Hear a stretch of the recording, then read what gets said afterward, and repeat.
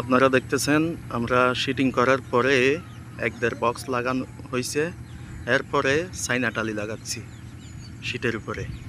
এটা হবে সাজবাই কটেজ, কক্সবাজার টেকনাফ।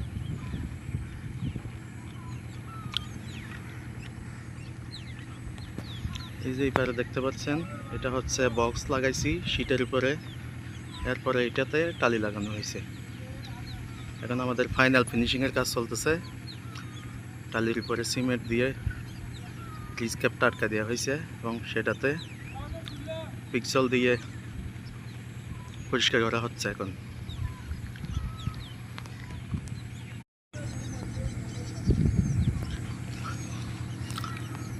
আপনারা দেখতেছেন আমরা শিটিং করার পরে এক দেড় বক্স লাগানো হয়েছে, এরপরে সাইনা টালি লাগাচ্ছি শিটের উপরে।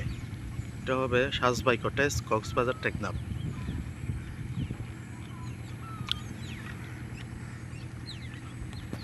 এই যে এইপারে দেখতে পাচ্ছেন, এটা হচ্ছে বক্স লাগাইছি শিটের উপরে, এরপরে এটাতে টালি লাগানো হয়েছে।